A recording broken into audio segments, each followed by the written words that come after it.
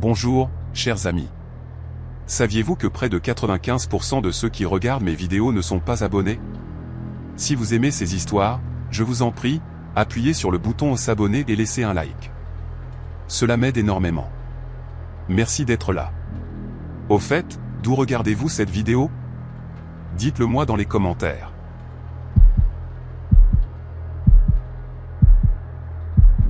Quand j'ai fait mon premier voyage de Fairbanks à Dead Horse, j'avais 26 ans. Aujourd'hui, j'en ai 42, et cette nuit-là ne me quitte pas. Je veux l'oublier, mais le cerveau ne fonctionne pas ainsi.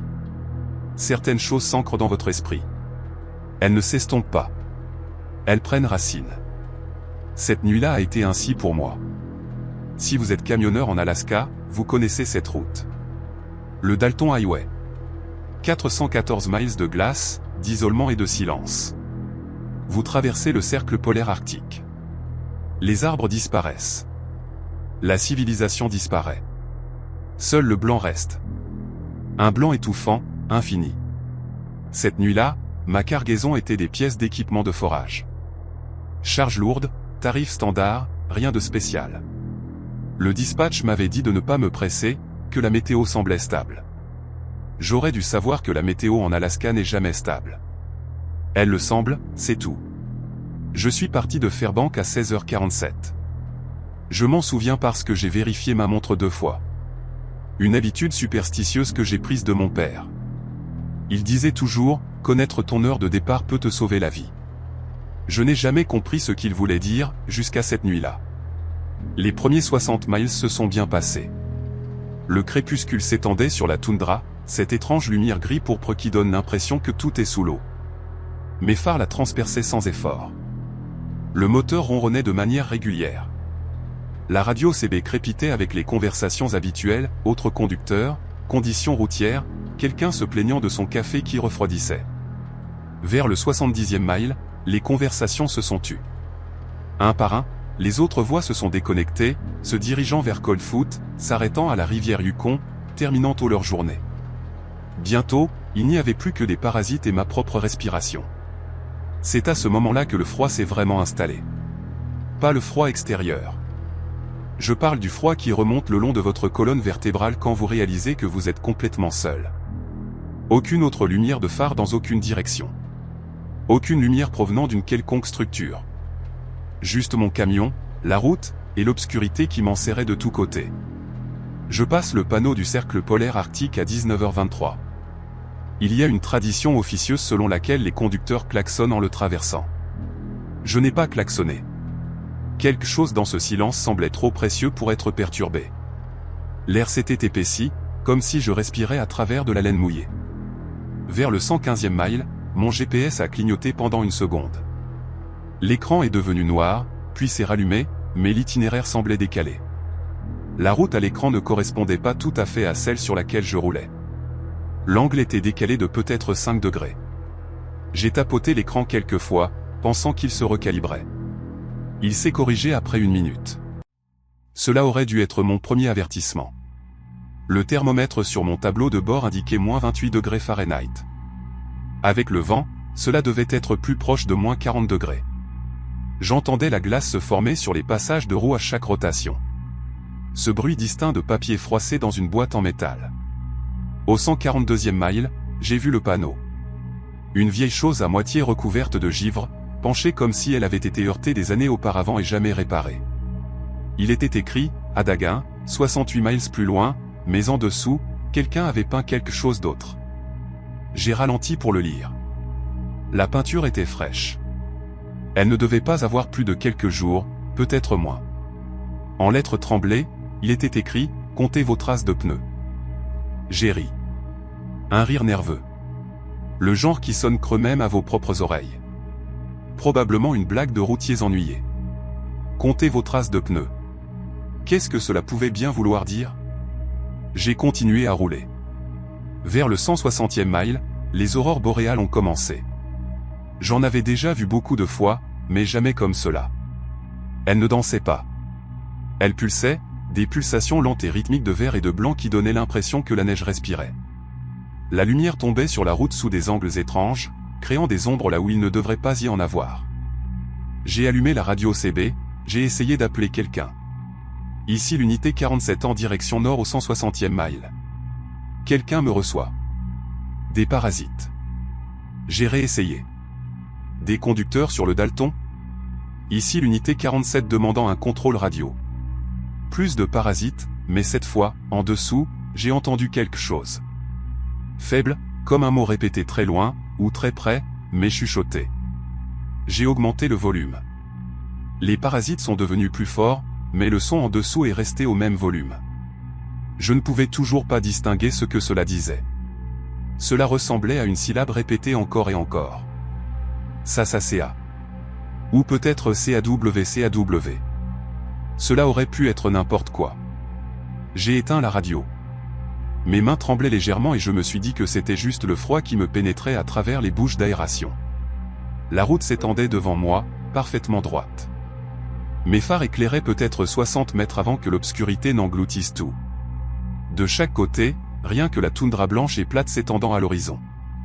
Aucune variation, aucun repère, juste du blanc et encore du blanc. J'ai pensé à mon ex-femme, Julie. Elle détestait quand je prenais ces trajets. Je lui avais dit que l'Alaska me tuerait un jour. Pas à cause d'un accident, mais à cause de la solitude. Tu ne peux pas supporter d'être seul avec tes pensées aussi longtemps, disait-elle. Personne ne le peut. Je lui avais répondu qu'elle avait tort. J'aimais la solitude. Cela me donnait le temps de réfléchir. Maintenant, au 175e mile, je n'en étais plus si sûr. Mes pensées devenaient étranges.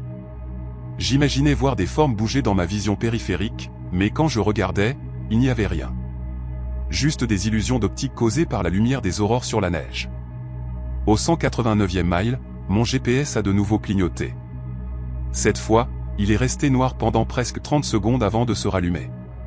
Quand il l'a fait, l'itinéraire semblait normal, mais le marqueur de mile était incorrect. Il m'indiquait au 184e mile. J'étais certain d'avoir passé le 189.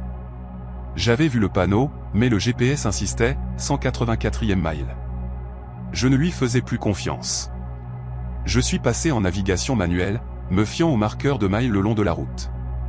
C'est alors que j'ai remarqué quelque chose qui m'a glacé le sang.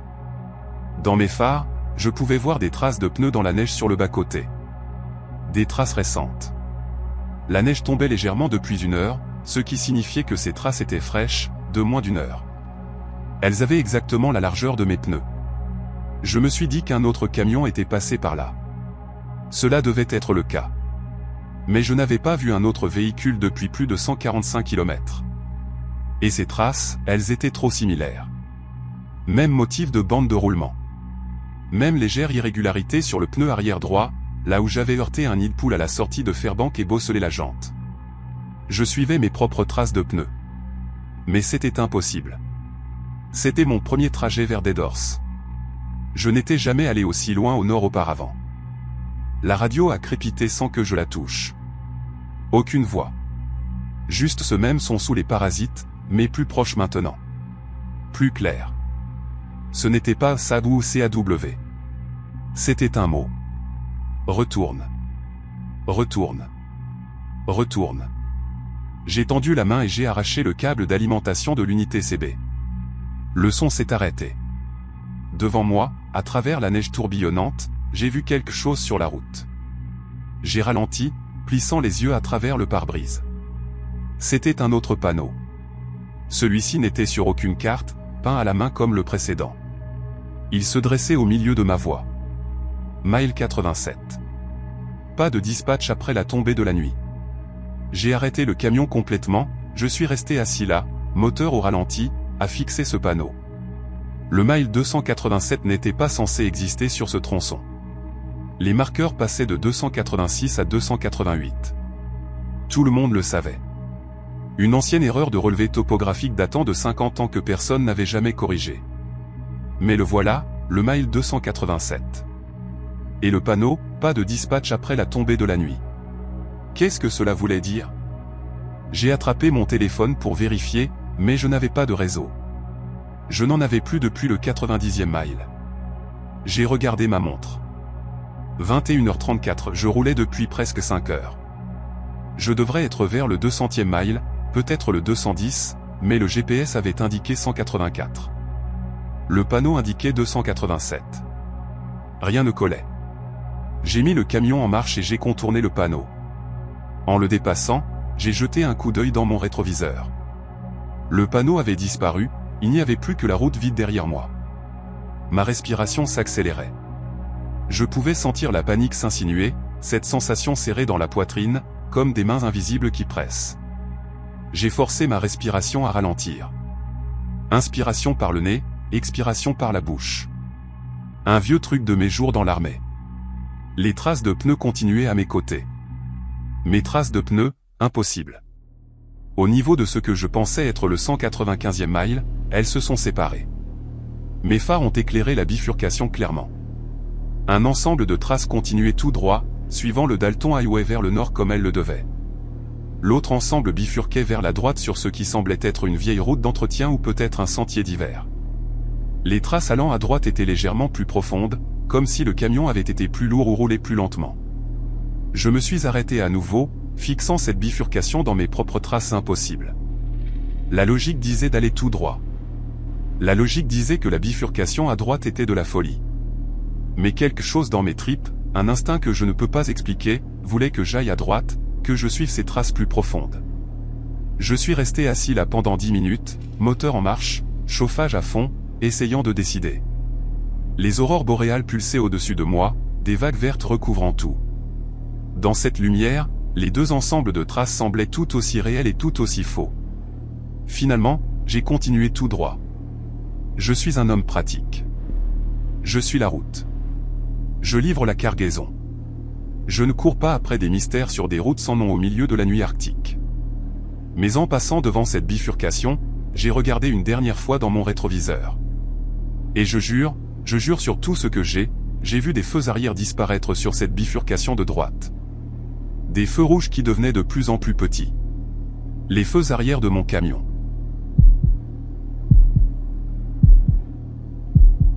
La nuit s'est installée, et avec elle, une étrange sensation d'être observé. Le vent s'est levé autour de ce qui aurait dû être le 220e mile. Je dis l'aurait dû parce que j'avais cessé de faire confiance à mes instruments. Le GPS affichait des chiffres aléatoires.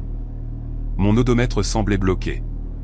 Même mon indicateur de carburant agissait bizarrement, restant à 3/4 plein, alors que je savais avoir consommé au moins un quart de réservoir. Le vent ne sonnait pas normalement. J'ai conduit à travers des tempêtes arctiques auparavant.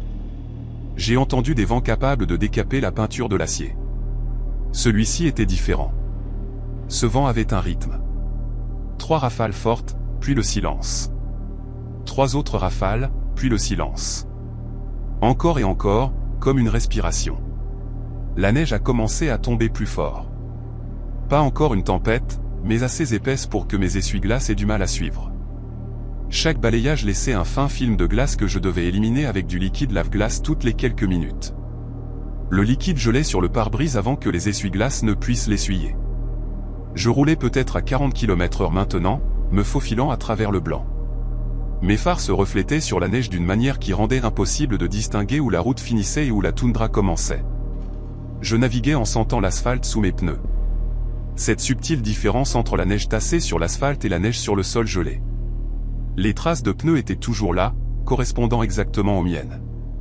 Elles restaient sur la route quand je restais sur la route. Elles vacillaient quand je vacillais. À un moment, j'ai délibérément dévié légèrement vers la gauche. Dans mes phares, j'ai vu les traces devant moi dévier de la même manière, comme si elles prédisaient mes mouvements, ou comme si je suivais des prédictions. Mon esprit me jouait des tours. Cela devait être l'épuisement, l'isolement, les aurores boréales faisant des choses étranges à ma perception. J'avais lu des choses sur cette hystérie arctique. Les conducteurs qui passent trop de temps seuls commencent à voir des choses, à entendre des choses. Leur cerveau fabrique de la compagnie. Mais ces traces, ces maudites traces. À 22h47, la route a commencé à monter. Le col d'Adaguin était encore à des miles, mais il y avait de plus petites montées dans le terrain. En atteignant le sommet de l'une de ces collines, mes phares ont éclairé quelque chose qui m'a fait freiner brusquement. Un camion garé au milieu de la route, à environ 200 mètres devant moi. Les feux de détresse éteints. Aucun mouvement. j'ai attrapé ma lampe torche dans la poche de la portière et je suis sorti.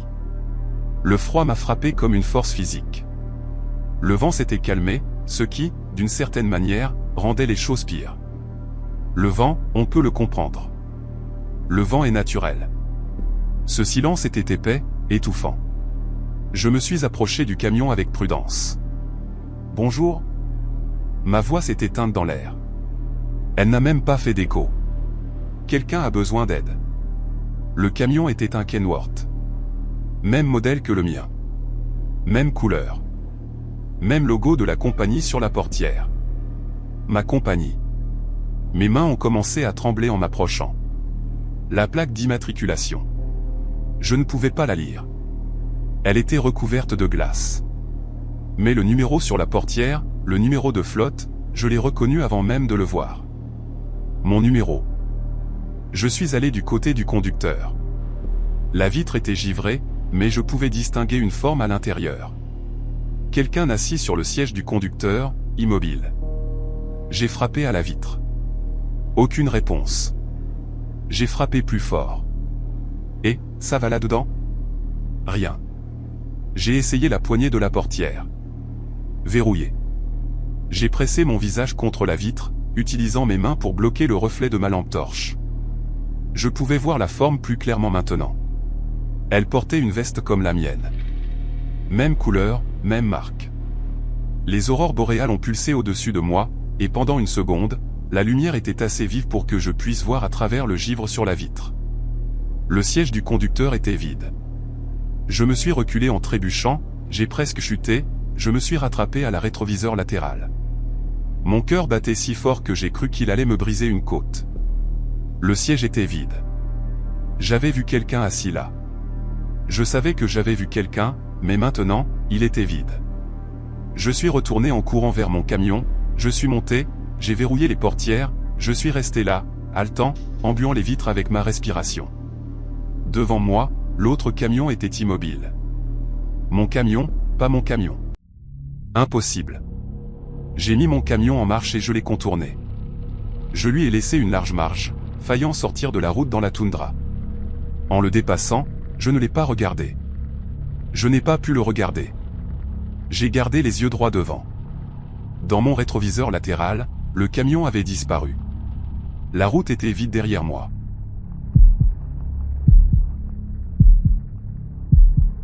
J'ai conduit plus vite. J'ai poussé le moteur plus fort que je n'aurais dû sur la glace. Je m'en fichais. J'avais besoin de traverser ce col. Atteindre Deadhorse. Livrer la cargaison. Sortir d'ici. Faire un rapport. Dire à quelqu'un. Me faire envoyer chez un psychiatre. Je m'en fichais. J'avais juste besoin que cela se termine. Le GPS s'est rallumé. Cette fois, il m'indiquait au 312e mile. Impossible. Je n'aurais pas pu couvrir autant de terrain aussi vite. Mais c'était là, brillant sur l'écran. 312e mile. Les traces de pneus avaient disparu. La route devant moi était de la neige fraîche, non marquée. J'ai ressenti un soulagement si intense que j'ai presque ri. Tout ce qui s'était passé, c'était fini. Juste un bug bizarre, une combinaison d'épuisement, de panne d'équipement et de mon imagination qui s'emballait. Puis j'ai franchi une autre crête et le soulagement a disparu. Les traces étaient de retour. Mais cette fois, il y en avait deux ensembles, mes traces d'avant et un autre ensemble qui les superposait, plus récent, plus frais. Et ces nouvelles traces étaient plus profondes, comme si le camion qui les avait faites roulait plus lentement ou transportait quelque chose de plus lourd. Je me suivais. Je me suivais. La radio CB s'est rallumée, même si elle était toujours débranchée. Cette même voix sous les parasites, mais maintenant je pouvais l'entendre clairement. Retourne, retourne, retourne. J'ai attrapé l'unité et je l'ai jetée par la fenêtre. Je l'ai regardée se briser sur la glace dans mon rétroviseur. La voix a continué à venir des haut-parleurs de mon tableau de bord. Ma radio n'était même pas allumée.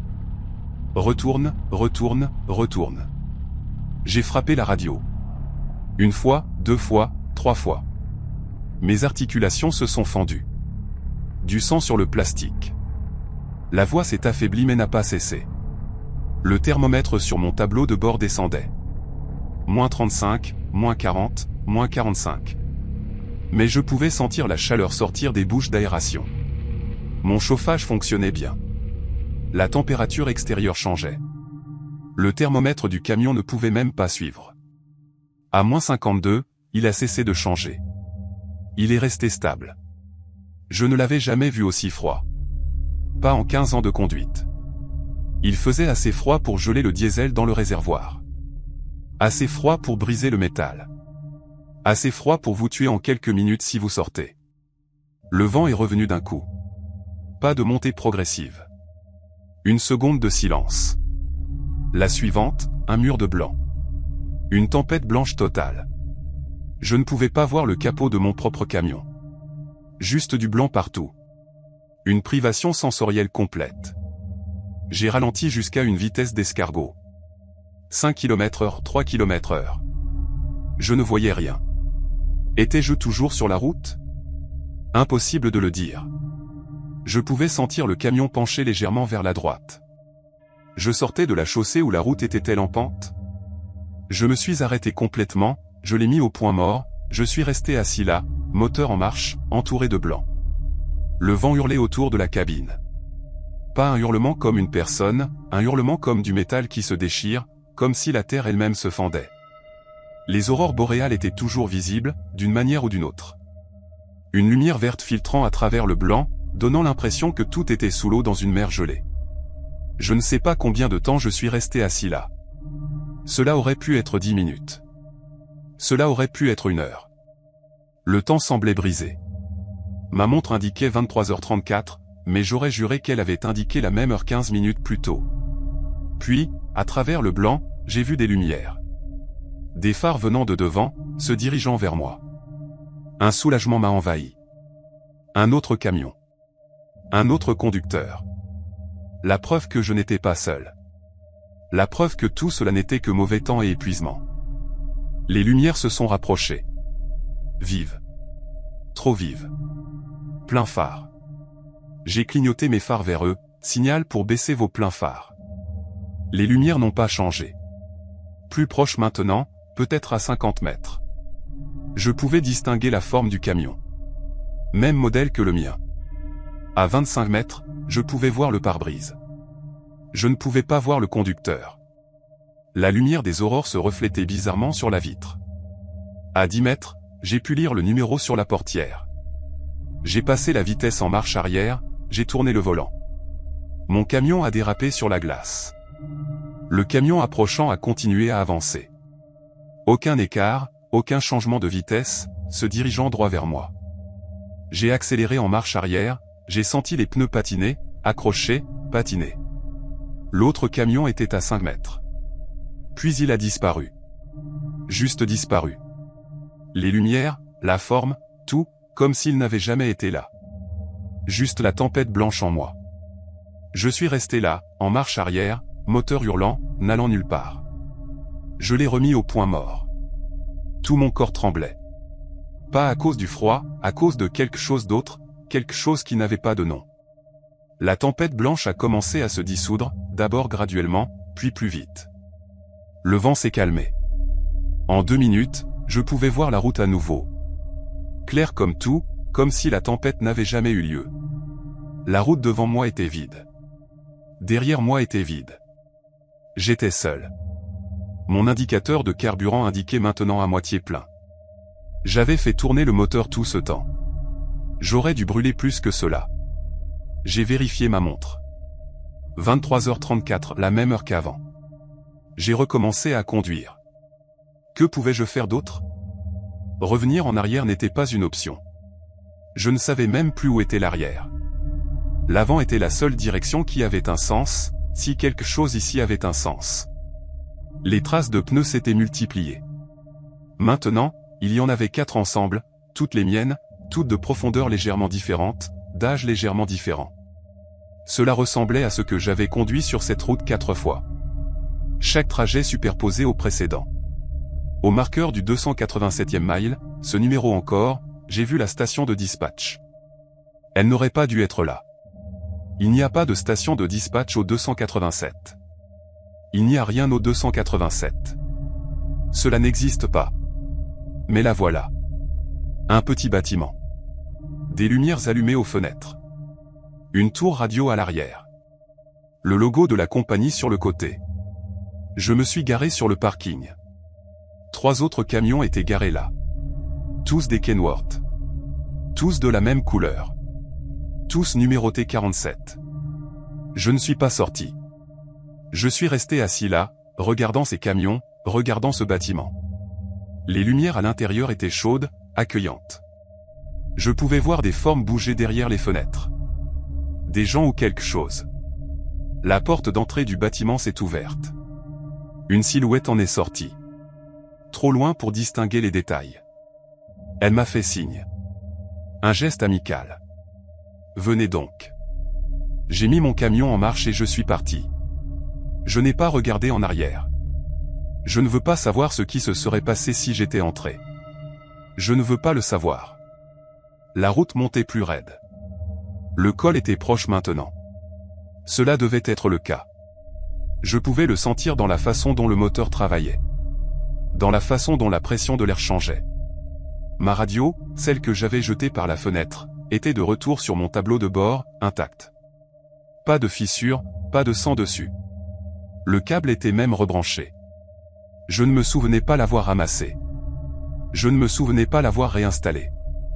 Elle a crépité, cette voix encore. Mais cette fois, elle ne disait pas « retourne ». Elle comptait. 1, 2, 3, 4. 4 ensembles de traces de pneus. 5. J'ai regardé devant moi. À travers mes phares, j'ai vu un 5e ensemble apparaître. Plus profond que tous les autres. Toujours en train d'être fait par un camion que je ne pouvais pas voir. 6. Un 6e ensemble s'est matérialisé. 7, 8. Les traces se multipliaient plus vite que la voix ne pouvait compter.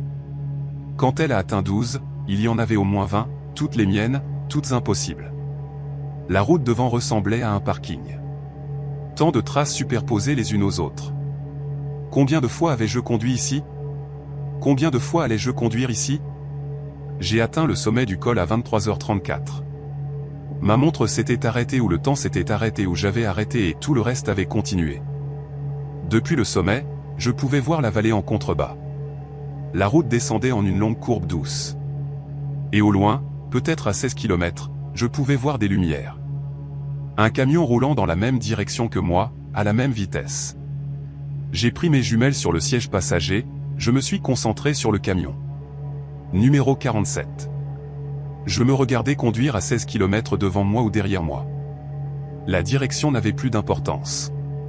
J'ai baissé les jumelles et j'ai regardé dans mon rétroviseur. Un autre camion à 16 km derrière. Même modèle. Je ne pouvais pas voir le numéro, mais je savais que j'étais coincé entre moi-même. Les aurores boréales pulsaient. La radio comptait. Les traces se multipliaient. Et j'ai continué à conduire parce que pouvais-je faire d'autre?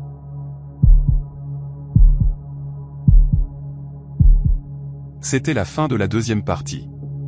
Le monde s'était brisé autour de moi. Les règles qui régissaient la réalité avaient cessé de s'appliquer. Mais je n'avais plus peur. J'étais au-delà de la peur.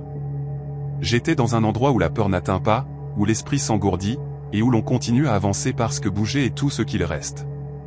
J'aurais dû tourner à la bifurcation. Je le savais maintenant. Ces traces plus profondes allant à droite, c'était la sortie, la route d'évasion. Mais j'avais choisi tout droit, choisi la route que je connaissais, choisi le chemin logique. Et maintenant, la logique me punissait pour cela. La descente du col aurait dû prendre 45 minutes. J'ai conduit pendant 3 heures. La route ne se terminait jamais. Elle continuait à tourner, toujours le même virage doux vers la gauche, comme si je conduisais dans un cercle géant. Mais mon GPS, quand il fonctionnait, disait que j'allais tout droit vers le nord. Les camions devant moi restaient exactement à 16 km devant. Le camion derrière moi restait exactement à 16 km derrière, comme si nous étions verrouillés en formation, comme si nous étions tous le même camion existant à différents moments, et que ces moments étaient d'une manière ou d'une autre compressés ensemble. J'ai essayé d'accélérer. J'ai atteint 80 km/h sur la glace. Dangereux comme l'enfer. Le camion devant a accéléré aussi. J'ai ralenti à 50 km/h. Le camion derrière a ralenti. Nous étions synchronisés. Un convoi de 1. À un moment, j'ai arrêté de vérifier l'heure. Ma montre était inutile.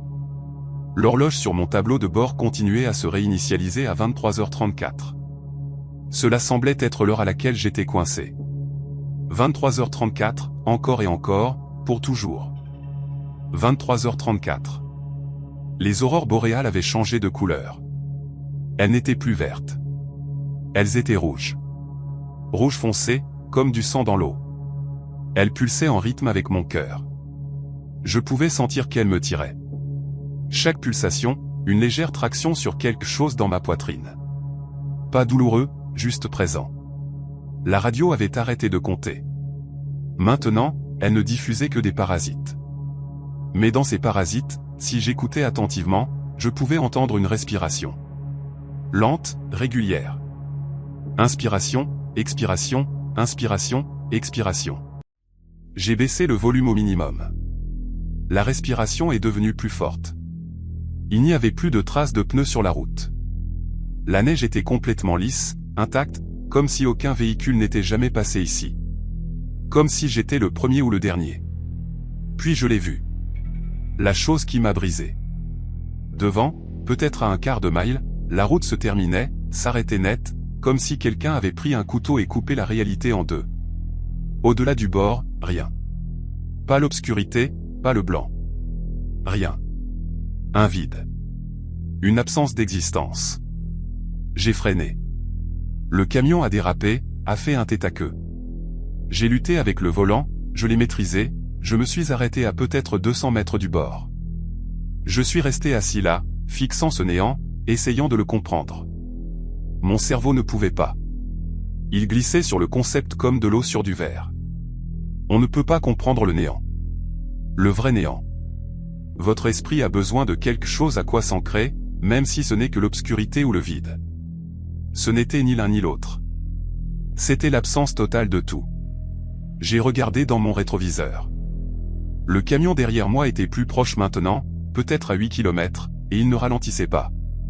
J'ai regardé devant. Le camion devant avait atteint le bord. Je l'ai vu conduire droit dans le néant. Il n'est pas tombé, n'a pas écrasé. Il a simplement cessé d'exister. Une seconde il était là, la suivante il ne l'était plus.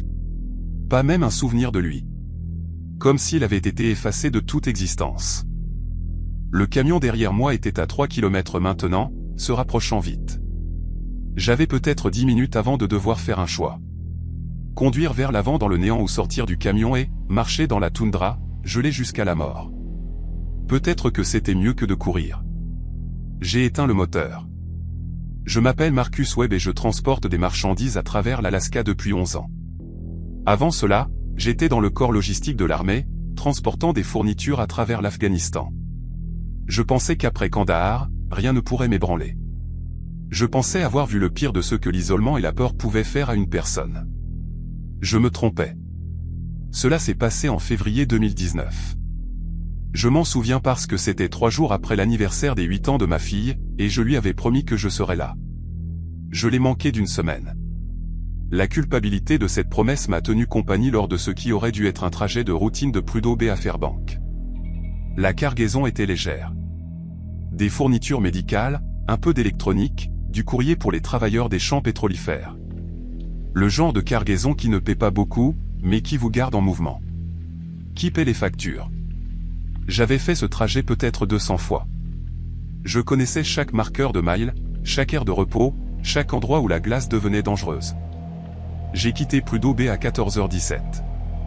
Le soleil commençait déjà à se coucher. À cette période de l'année, on a peut-être 4 heures de vraie lumière du jour, et le reste n'est que des nuances variables d'obscurité. Je voulais atteindre Coldfoot avant minuit, prendre quelques heures de sommeil, puis terminer le trajet jusqu'à Fairbanks le matin. Le bulletin météo annonçait un ciel dégagé, un vent minimal, une température stable à -32 degrés. Des conditions parfaites, ou aussi parfaites qu'on peut l'avoir sur le Dalton en février. Les premiers 145 km ont été exactement ce à quoi je m'attendais. Route vide, toundra gelée s'étendant à l'horizon, le renard arctique occasionnel traversant l'autoroute. Ma radio CB crépitait avec le trafic habituel, d'autres conducteurs faisant leur check-in, des mises à jour météo, quelqu'un se plaignant d'un pare-brise fissuré. Au marqueur du 153e kilomètre, j'ai croisé un autre camion se dirigeant vers le nord. Nous avons échangé un coup de phare, le salut des routiers. Ce fut le dernier véhicule que j'ai vu pendant des heures. Le soleil s'est couché vers 16h30. Pas un coucher de soleil comme on en voit dans les 48 États continentaux, juste un assombrissement progressif, comme si quelqu'un baissait lentement les lumières dans une pièce. À 17h, il faisait nuit noire. Mes phares découpaient un tunnel dans la nuit. Et au-delà de ce tunnel, il n'y avait rien, juste une absence. J'avais conduit en silence. Pas de radio, pas de musique. Parfois, j'aime ça. Cela donne le temps de réfléchir. Mais à mesure que l'obscurité s'intensifiait, le silence a commencé à sembler mauvais. Trop épais, trop présent. J'ai allumé la radio. Une station de rock classique de Fairbanks, qui passait de manière grésillante mais assez clairement. Led Zeppelin. Ramblon. J'ai chanté mal, juste pour entendre une voix. Vers le 209e kilomètre, la station a commencé à couper. Pas inhabituel. Les signaux radio ne voyagent pas bien ici. Trop d'interférences magnétiques des aurores boréales. Mais ce n'était pas une coupure vers des parasites. C'était une coupure vers le silence. Un silence mortel complet. Puis la chanson revenait exactement là où elle s'était arrêtée. Comme si quelqu'un avait appuyé sur pause. J'ai tourné le cadran. J'ai trouvé une station de radio parlée. Un gars discutait des réglementations de pêche. Même chose. Voix. Silence. Voix. Silence. Comme si l'air lui-même avalait le son. Je l'ai éteinte. J'ai conduit en silence. Au 251e kilomètre, mon GPS a émis un bip. Recalcul de l'itinéraire en cours. J'ai jeté un coup d'œil. L'écran montrait mon camion comme un point bleu sur l'autoroute, exactement là où je devais être. Aucun recalcul nécessaire, mais il a bipé à nouveau. Recalcul de l'itinéraire en cours. J'ai tapé sur l'écran. Il a gelé pendant une seconde, puis s'est rafraîchi. Tout semblait normal. J'étais sur le Dalton Highway, direction sud, exactement à l'heure. Puis il a bipé une troisième fois. Dispatch depuis le mile 287. Procédez aux coordonnées désignées. J'ai fixé ce message. Mile 287. Je connaissais ce numéro. Chaque routier qui emprunte le Dalton connaît ce numéro. Le mile 287 n'existe pas. C'est un trou dans les marqueurs de mile. La route passe de 286 à 288, sautant entièrement le 287. Une ancienne erreur de relevé topographique datant de la construction initiale de l'autoroute dans les années 70. Personne ne l'a jamais corrigée.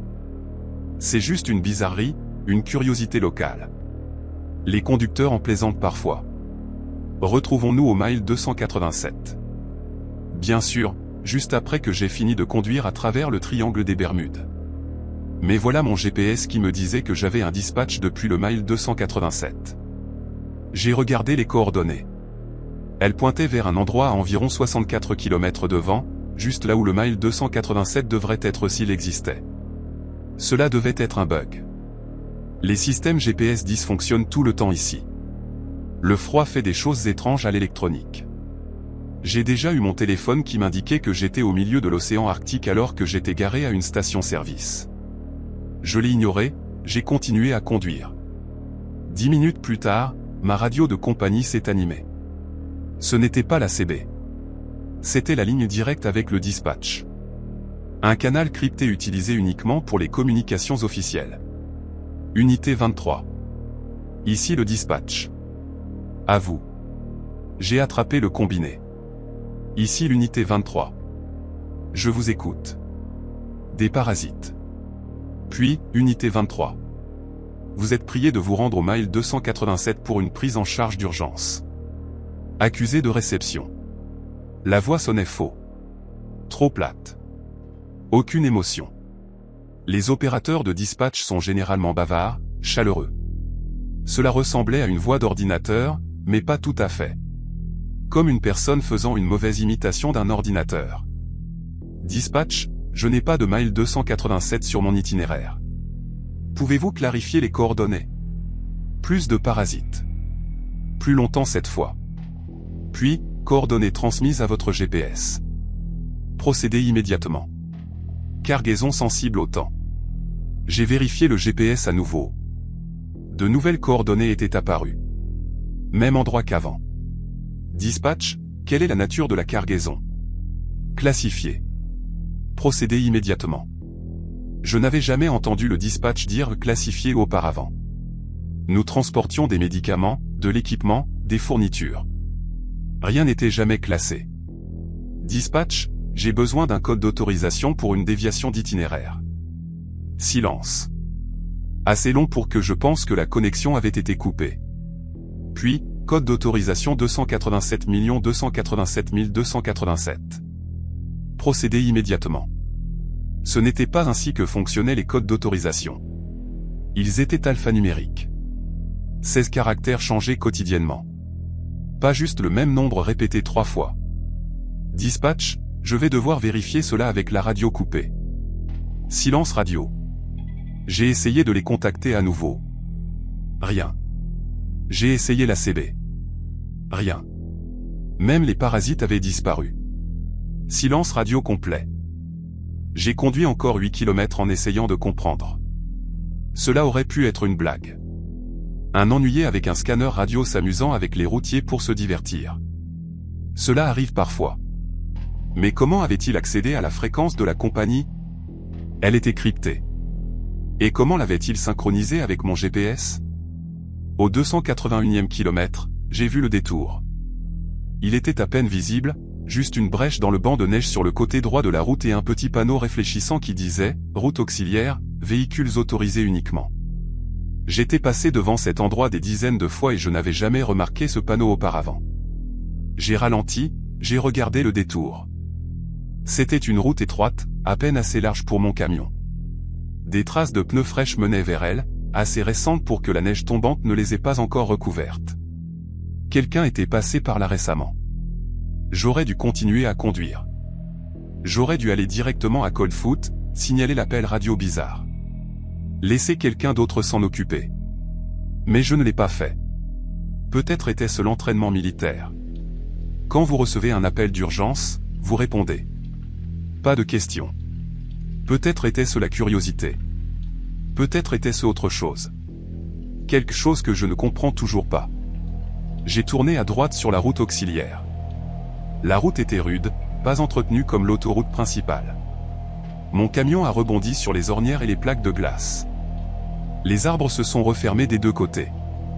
Des épinettes noires chétives, leurs branches lourdes de neige, penchées sur la route comme si elles essayaient de se toucher. Mes phares ont capté des marqueurs réfléchissant tous les 100 mètres environ. De petits poteaux métalliques avec des réflecteurs orange montrant le bord de la route. Entre les marqueurs, l'obscurité, complète et totale.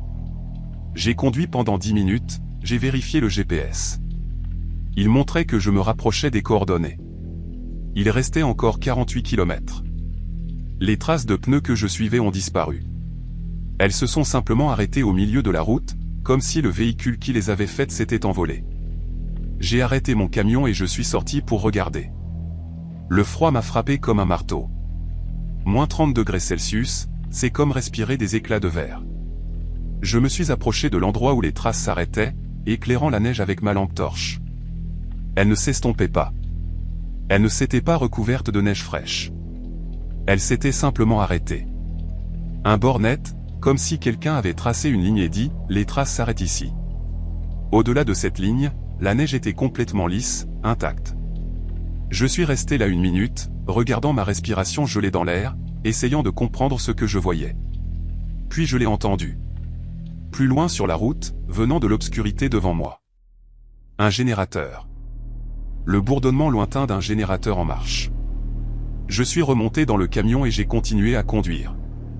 5 km plus loin, j'ai vu des lumières jaunes chaudes brillant à travers les arbres. En m'approchant, les formes se sont précisées en bâtiment. Un petit complexe, 3 structures préfabriquées autour d'une clairière centrale, une tour radio à l'arrière, des lumières d'urgence montées sur des poteaux, une station de dispatch. Je me suis garé dans la clairière et je me suis arrêté.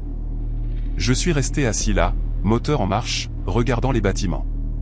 Les lumières étaient allumées dans les 3 structures. Je pouvais voir à travers les fenêtres, des bureaux, des ordinateurs, des classeurs, tout ce à quoi on pourrait s'attendre dans un centre d'opération à distance, mais pas de personne, pas de mouvement. Le générateur bourdonnait régulièrement. Les lumières d'urgence clignotaient à leur rythme lent. Tout fonctionnait, mais personne n'était là. J'ai vérifié mon téléphone. Pas de réseau, évidemment. J'ai réessayé la radio. Toujours morte. J'ai regardé l'horloge sur mon tableau de bord. 19h43, je conduisais depuis 5h30. J'aurais dû être bien passé ce point maintenant, en train de me rapprocher de Cold Foot, mais j'étais ici, où que ce soit. J'ai attrapé ma lampe torche et je suis sorti. Le bruit du générateur était plus fort maintenant, provenant d'un petit abri derrière le bâtiment principal.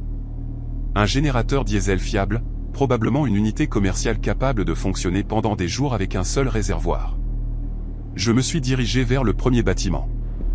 La porte n'était pas verrouillée. Je l'ai poussée. De l'air chaud s'est échappé. Le chauffage était allumé. Je suis entré. C'était un bureau. Une station de dispatch. Exactement comme je l'avais imaginé. 3 bureaux avec des ordinateurs tous allumés. Les écrans montraient des cartes, le suivi des itinéraires, les données météo. Une radio CB sur le mur. Des lumières indiquant qu'elle était active. Sur l'un des bureaux, une tasse de café. Je l'ai touchée, encore chaude. J'ai regardé autour de la pièce. Tout était en cours d'utilisation. Des papiers étalés sur les bureaux, un sandwich à moitié mangé sur une assiette, une veste drapée sur une chaise, comme si tout le monde était juste sorti pour une minute. Mais l'intérieur du bâtiment était glacé. Pas aussi froid qu'à l'extérieur, mais froid. Je pouvais voir ma respiration. Le chauffage était allumé. Je pouvais sentir la chaleur sortir des bouches d'aération, mais elle ne réchauffait rien. L'air l'absorbait, l'avalait. J'ai vérifié les ordinateurs, tous connectés. Sessions actives. J'ai cliqué sur l'un des écrans, un programme de routage montrant les positions des camions à travers l'Alaska.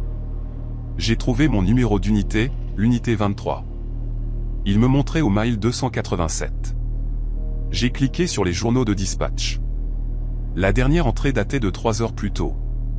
Unité 23, prise en charge d'urgence au mile 287. Code d'autorisation 287 287 287. En dessous, des entrées d'autres camions. Tous des numéros différents, toutes des dates différentes. Certaines de la semaine dernière, certaines de l'année dernière, certaines de 1987. Tous le même message. Prise en charge d'urgence au mile 287. J'ai fait défiler plus loin.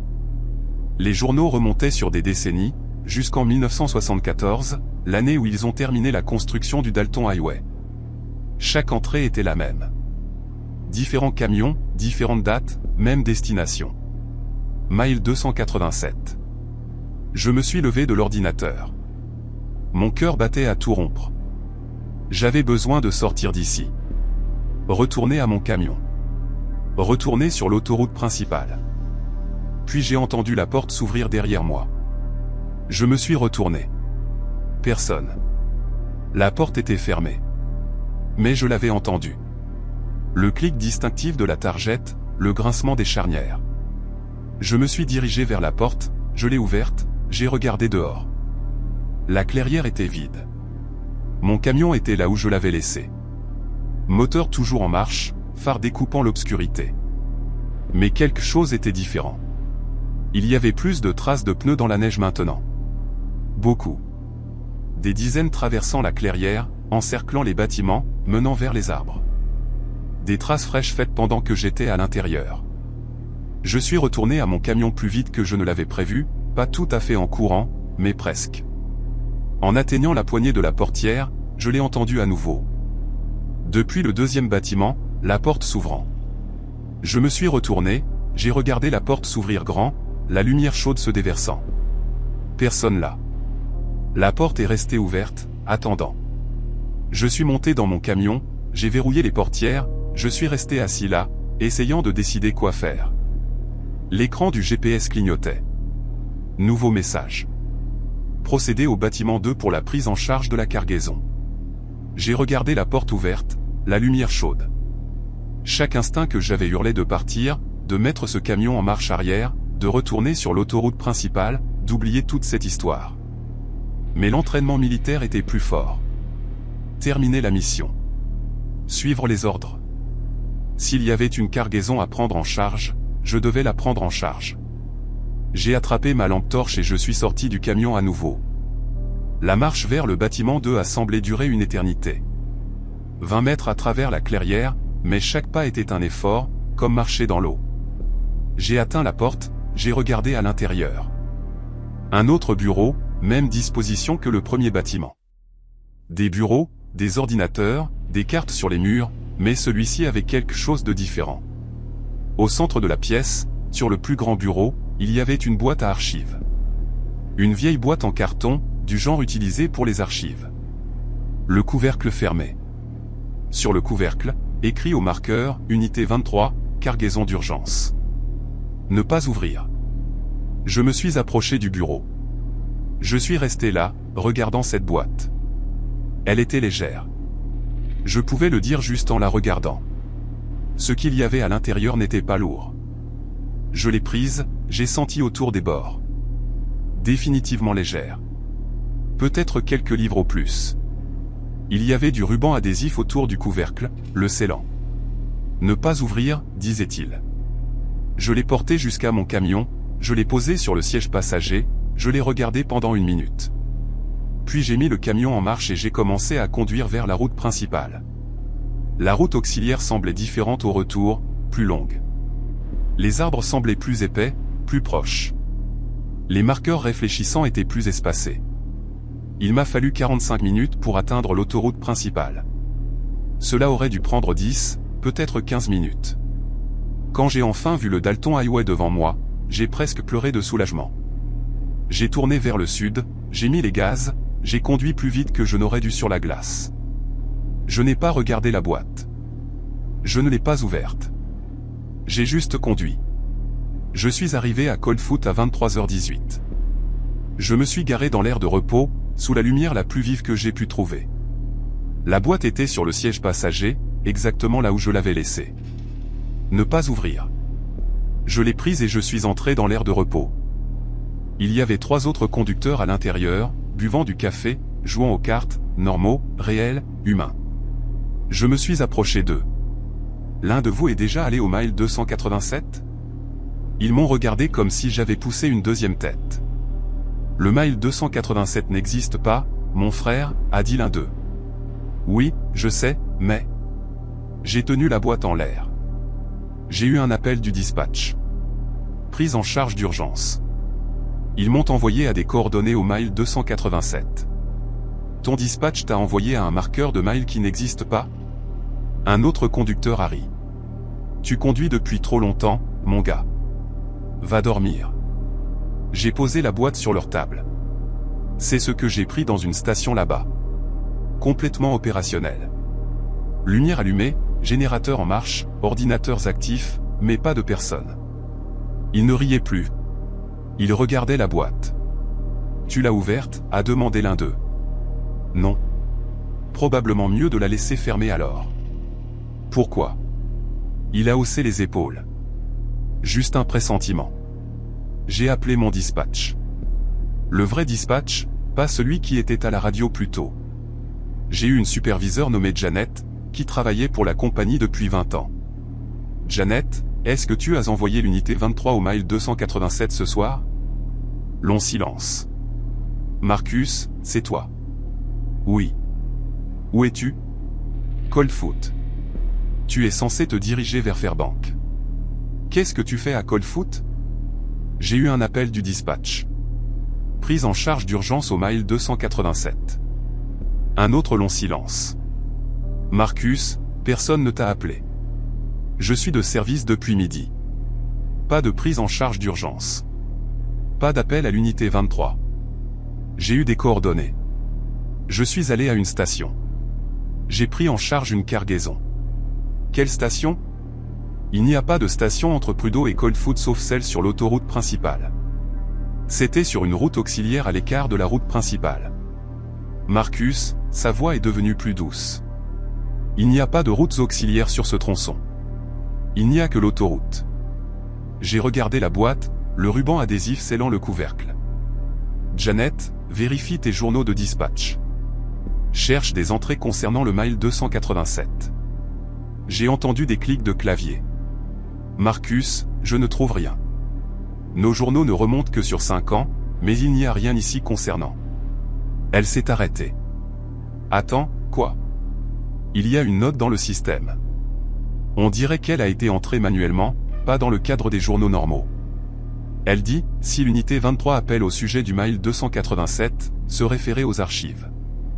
Ne pas envoyer d'assistance. Ne pas reconnaître. Qu'est-ce que ça veut dire? Je ne sais pas. Je n'ai jamais vu ça avant. Qui l'a entré? Plus de clics. Ça n'indique pas d'utilisateur. C'est juste là. Janet, j'ai besoin que tu me dises ce qu'il y a dans les archives. Marcus, je n'ai pas accès aux archives. Elles sont en stockage physique au bureau principal. Je peux les demander, mais ça prendra des jours. J'en ai besoin maintenant. Je ne peux pas, Marcus. J'ai gardé ma voix stable. J'ai une boîte. Elle dit unité 23, cargaison d'urgence. Ne pas ouvrir. J'ai besoin de savoir ce que c'est. Silence sur la ligne. Puis, ne l'ouvre pas, Marcus. Quoi que tu fasses, ne ouvre pas cette boîte. J'envoie quelqu'un pour la récupérer. Reste où tu es. Qui vient? Je ne sais pas encore. Reste juste là. Ne l'ouvre pas. Ne quitte pas Coldfoot. Je te rappelle. Elle a raccroché. Je suis resté là, dans l'air de repos, à fixer cette boîte, attendant que Janet me rappelle. Elle ne l'a jamais fait.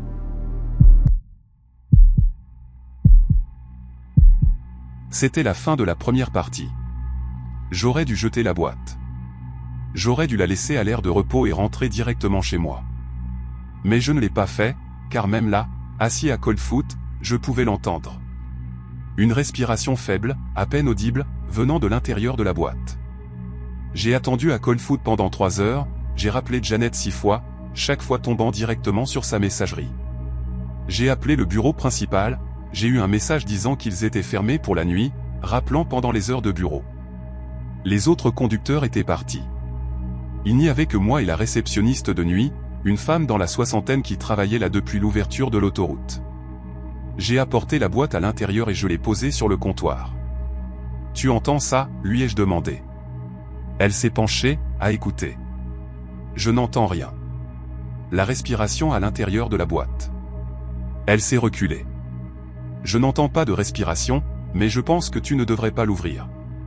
Pourquoi? Parce que c'est écrit ne pas ouvrir. Il y a généralement une raison à cela. As-tu déjà entendu parler du mile 287? Son expression a changé. Quelque chose a traversé son visage. De la reconnaissance, peut-être, ou de la peur. Où as-tu entendu parler de ça? J'y suis allé ce soir. J'ai été envoyé là-bas par le dispatch. Elle a secoué la tête. Personne n'est envoyé là-bas. Je l'ai été. Alors tu n'aurais pas dû y aller. Pourquoi? Qu'est-ce que c'est? Elle a regardé la boîte, puis moi.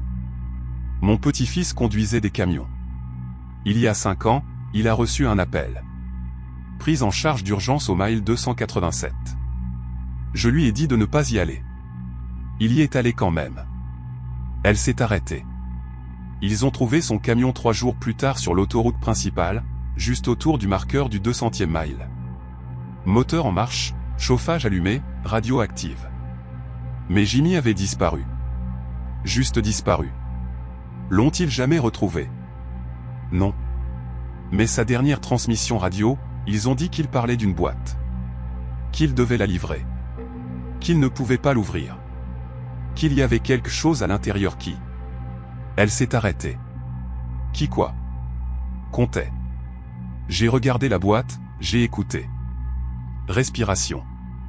Définitivement une respiration. Mais maintenant qu'elle en parlait, il y avait un rythme. Pas aléatoire, délibéré, comme un comptage. Inspiration, 1. Expiration, 2. Inspiration, 3. Qu'est-il arrivé à la boîte, ai-je demandé. Je ne sais pas. Personne ne sait. Elle a disparu du casier à preuves. Les images de sécurité n'ont rien montré. Elle était là un jour, partie le lendemain. J'ai attrapé la boîte et je suis retourné à mon camion. J'ai démarré le moteur. Je suis resté assis là, essayant de décider. Je pouvais la laisser ici, m'en aller, laisser quelqu'un d'autre s'en occuper. Mais si elle me suivait? Et si c'était ce qu'elle faisait? S'accrocher à celui qui la prenait en charge, rester avec lui jusqu'à quoi? J'avais besoin de réponses. De vraies réponses, pas des histoires de vieilles femmes et des conducteurs disparus. J'ai sorti mon téléphone, j'ai googlé A Mile 287 Dalton Highway. La plupart des résultats étaient ce à quoi je m'attendais. Des forums discutant du marqueur de mile manquant, des blagues à ce sujet, des théories sur l'erreur de relevé. Mais un résultat a attiré mon attention. Un vieux article de journal du Fairbanks Daily News Miné, daté de 1974. Un ouvrier de l'autoroute disparaît pendant la construction du Dalton. J'ai cliqué dessus. L'article était bref. Un arpenteur nommé Donald Marsh avait disparu en marquant les bornes kilométriques sur la nouvelle autoroute Dalton. Son équipement avait été trouvé là où aurait dû se trouver le mile 287, mais Marsh avait disparu. Les équipes de recherche n'avaient trouvé aucune trace. L'affaire n'avait jamais été résolue. À la fin de l'article, une seule ligne. La dernière transmission radio de Marsh, enregistrée par son superviseur, consistait en lui comptant à rebours à partir de 287. J'ai regardé la boîte. Elle respirait toujours, comptait toujours. J'ai posé le téléphone, j'ai commencé à conduire vers le sud. J'avais besoin d'atteindre Fairbanks. J'avais besoin d'apporter cette boîte au bureau principal. En faire le problème de quelqu'un d'autre. Quelqu'un qui savait ce qu'il faisait. L'autoroute était vide. Juste moi et l'obscurité. Vers le marqueur du 370e kilomètre, mes phares ont capté quelque chose sur le côté de la route. Un camion garé sur le bas-côté, feu de détresse clignotant. J'ai ralenti. C'est la règle non écrite ici. On s'arrête toujours. On vérifie toujours. Le froid peut vous tuer en quelques minutes. On ne laisse pas les gens en détresse.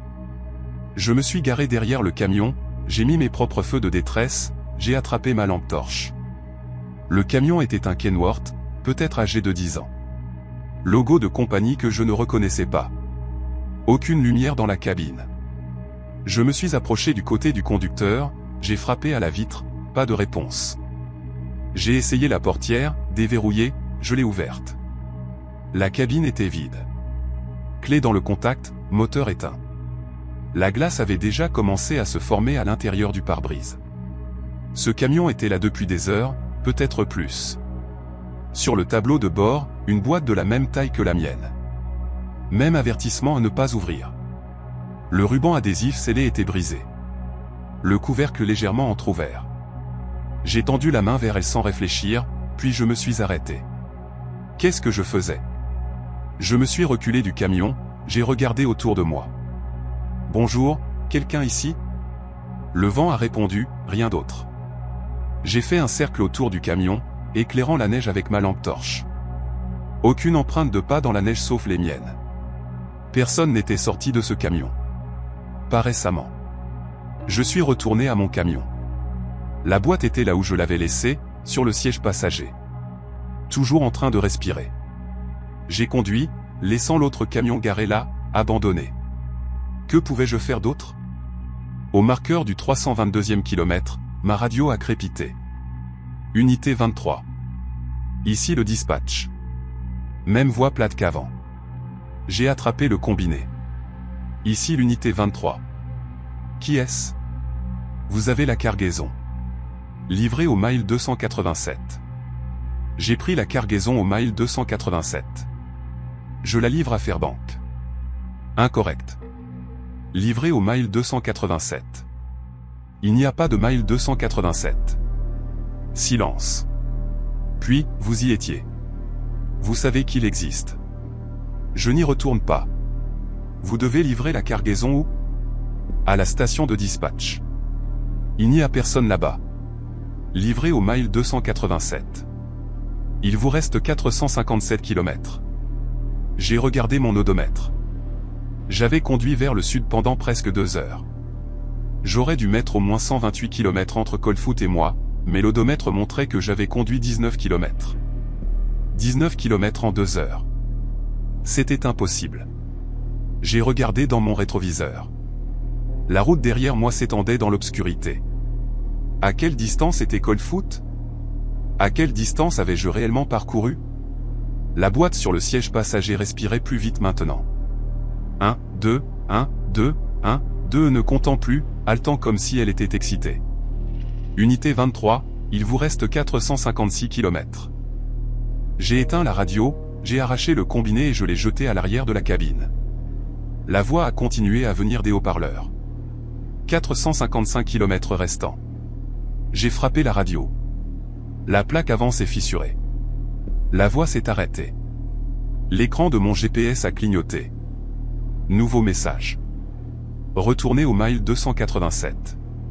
454 km restants. J'ai attrapé le GPS et je l'ai jeté par la fenêtre. Je l'ai regardé se briser sur la glace dans mon rétroviseur. L'écran intégré au tableau de bord de mon camion, celui permanent, impossible à retirer, s'est allumé avec le même message. Retournez au mile 287. 453 km restants. J'allais vers le sud. Je savais que j'allais vers le sud. Les marqueurs de miles le confirmaient. 320, 318. Mais d'une manière ou d'une autre, la distance jusqu'au mile 287 augmentait, comme si je conduisais vers lui en essayant de m'éloigner. Au marqueur du 312e kilomètre, j'ai vu les lumières à nouveau. Le même complexe, les mêmes 3 bâtiments, mais j'étais au sud de celui-ci. Je l'avais dépassé des heures plus tôt en allant vers le nord. Il aurait dû être derrière moi, mais le voilà devant moi, attendant. Procéder au bâtiment 2 pour le retour de la cargaison. J'ai conduit plus vite. Je n'ai pas ralenti. Je n'ai pas regardé dans mon rétroviseur. J'ai regardé les lumières s'estomper. J'ai regardé les bâtiments disparaître dans l'obscurité. La boîte tremblait maintenant, vibrant sur le siège passager. La respiration s'était transformée en autre chose. Des chuchotements. Des chuchotements faibles et superposés. Je ne pouvais pas distinguer les mots, mais je pouvais les entendre. Des dizaines de voix, des centaines, toutes chuchotant la même chose. J'ai recouvert la boîte avec ma veste. Cela n'a pas aidé. Les chuchotements sont devenus plus forts. Au marqueur du 304e kilomètre, j'ai passé un autre camion abandonné. Un modèle différent du premier, mais avec le même logo de compagnie que le mien. À l'intérieur, sur le tableau de bord, une autre boîte. Couvercle fermé. Ruban adhésif intact. Ne pas ouvrir. Marqueur du 297e kilomètre. Un autre camion. Une autre boîte. Marqueur du 290e kilomètre. 2 camions. 2 boîtes. Ils étaient partout, tous les quelques kilomètres. Certains garés proprement sur le bas-côté. D'autres arrêtés net au milieu de la route, me forçant à les contourner, tous vides, tous avec des boîtes. Combien de conducteurs avaient reçu l'appel? Combien étaient allés au mile 287? Combien avaient pris leur cargaison et essayé de la livrer, pour finir ici, arrêtés sur l'autoroute, camions abandonnés, conducteurs disparus? Retourner au mile 287. 400 km restants. La distance augmentait plus vite maintenant. J'avais conduit 16 km vers le sud, mais la distance jusqu'au mile 287 avait augmenté de 48. Je perdais du terrain. Plus je conduisais loin, plus il se rapprochait. Je me suis garé, j'ai arrêté le camion, je suis resté assis là, les mains sur le volant, essayant de réfléchir. La boîte hurlait maintenant. Pas des chuchotements. Des hurlements réels, étouffés par le carton, mais indéniables, des cris de douleur, de terreur, de rage. J'ai attrapé la boîte et je suis sorti du camion, j'ai marché à 10 mètres de la route, j'ai posé la boîte dans la neige, je suis retourné à mon camion, j'ai démarré le moteur, je suis parti. Dans mon rétroviseur, j'ai regardé la boîte posée là, dans la neige. Je l'ai regardée devenir plus petite. Je l'ai regardée disparaître dans l'obscurité. Les hurlements se sont arrêtés. Le silence radio est revenu. L'écran du tableau de bord s'est éteint. J'ai conduit pendant 20 minutes dans un silence complet. Pas de voix, pas de message, pas de respiration, juste le son de mon moteur et du vent à l'extérieur. J'allais y arriver. J'allais atteindre Fairbanks. J'allais. La boîte était sur le siège passager. Je ne m'étais pas arrêté, je n'avais pas fait demi-tour, je n'étais pas retourné en arrière, mais la boîte était là, exactement là où elle était avant, recouverte de ma veste, exactement comme je l'avais laissée, sauf que le ruban adhésif était brisé maintenant. Le couvercle était légèrement ouvert, et de l'intérieur, je pouvais voir de la lumière, une faible lumière bleue, pulsant comme un battement de cœur. Retourner au mile 287. 322 km restants. J'ai tendu la main vers la boîte. J'allais la jeter par la fenêtre, rouler dessus, n'importe quoi pour m'en débarrasser. Ma main s'est arrêtée à quelques centimètres du couvercle. Je ne pouvais pas la toucher. Pas parce que quelque chose m'en empêchait, mais parce que je savais, absolument, que si je la touchais maintenant avec le seau brisé, je l'ouvrirais. Je ne pourrais pas m'en empêcher. Et ce qu'il y avait à l'intérieur sortirait. J'ai reculé ma main, j'ai continué à conduire. Les camions abandonnés se multipliaient, maintenant à chaque mile, parfois 2 ou 3 à la fois. Des dizaines, des centaines, tous vides, tous avec des boîtes sur leur tableau de bord. Certaines boîtes étaient fermées, d'autres ouvertes. Les boîtes ouvertes brillaient de cette même lumière bleue. Et de ces boîtes ouvertes, quelque chose émergeait. Je ne pouvais pas voir quoi. Je ne pouvais pas regarder directement. Mais dans ma vision périphérique, je pouvais sentir un mouvement. Des formes, des silhouettes. Elles se tenaient à côté des camions abandonnés, attendant, me regardant passer. Au marqueur du 241e kilomètre, les silhouettes ont commencé à marcher vers la route. Des pas lents et traînants. Elles n'ont pas essayé de m'arrêter, elles marchaient simplement, suivant, formant une foule. Au marqueur du 233e kilomètre, elles étaient des dizaines. Au marqueur du 225e kilomètre, des centaines, toutes suivant mon camion, toutes marchant dans la même direction que je conduisais. Vers le sud, vers Fairbanks, ou vers ce que Fairbanks était devenu. Retourner au mile 287. 200 km restants. J'étais au marqueur du 217e kilomètre. Cela signifiait que le mile 287 aurait dû être à 243 km derrière moi. Mais le message disait le 200 km restants. Les maths ne collaient pas. La géographie ne collait pas. Rien ne collait. La boîte était maintenant grande ouverte. Le couvercle était tombé complètement. Une lumière bleue a inondé la cabine de mon camion. Si brillante que je pouvais à peine voir la route. Et de la boîte, quelque chose montait. Pas physiquement, rien ne sortait de la boîte. Mais je pouvais le sentir. Une présence grandissante, s'étendant, remplissant la cabine. Elle voulait que je regarde, voulait que je voie ce qu'il y avait à l'intérieur. J'ai gardé les yeux sur la route. « Regarde-moi » a dit la boîte. Pas chuchoté, pas à travers les haut-parleurs, juste dit directement dans mon esprit. Non. Regarde-moi et comprends. Non. Tu es venu au mile 287. Tu m'as pris. Tu es le conducteur. Tu dois me livrer. Je ne livre pas les choses qui parlent. Tu me livreras là où j'ai besoin d'aller. Où est-ce ? Partout. La lumière bleue a pulsé plus fort. Je pouvais la sentir brûler ma peau. Sentir mes cheveux commencer à grésiller.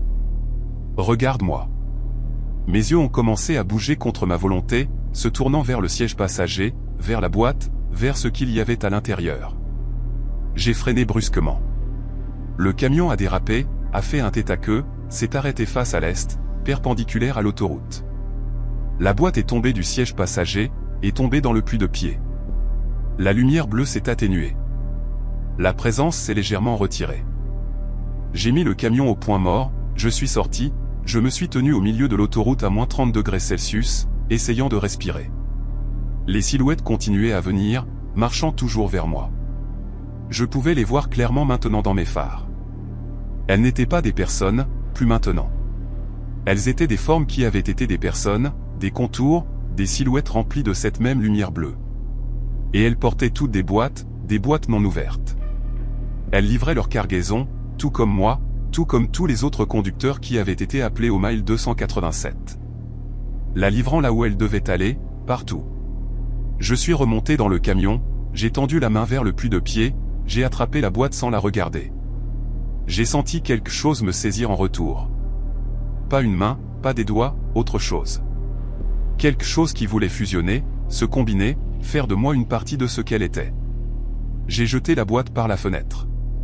Elle a heurté la neige et a roulé. La lumière bleue s'est répandue, éclairant la route. Les silhouettes ont cessé de marcher, se sont tournées vers la boîte. Elles ont commencé à bouger plus vite, convergeant vers elle. J'ai mis le camion en marche et j'ai conduit vers l'est, loin de l'autoroute, dans la toundra. Je ne savais pas où j'allais. Peu importait. N'importe où était mieux que cette route.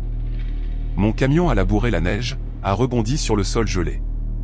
J'ai gardé l'accélérateur enfoncé, j'ai continué à avancer. Derrière moi, la lumière bleue s'est estompée. Les silhouettes ont disparu. L'autoroute a disparu dans l'obscurité.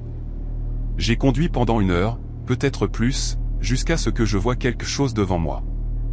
Des bâtiments, un petit établissement, des lumières aux fenêtres. J'ai conduit vers cela. S'il te plaît, sois réel. S'il te plaît, sois des gens. S'il te plaît, sois. C'était la station de dispatch. Mile 287. J'avais conduit en cercle, où la station avait bougé, où l'espace s'était plié. Je ne savais pas. Peu importait. J'étais de retour.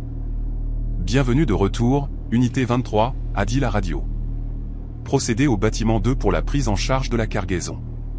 J'ai éteint le moteur. Je suis resté assis là, regardant les bâtiments. La boîte était de nouveau sur mon siège passager, couvercle fermé, ruban adhésif intact, comme si rien ne s'était passé. Ne pas ouvrir. C'était la fin de la deuxième partie. Je ne pouvais pas partir, ne pouvais pas m'en aller. La station serait toujours devant moi, peu importe la direction que je prendrais. J'étais pris, piégé, comme tous les autres conducteurs. Et la boîte attendait, patiente. Elle avait tout le temps du monde, car au mile 287, le temps n'avait pas d'importance. Rien n'avait d'importance, sauf la livraison.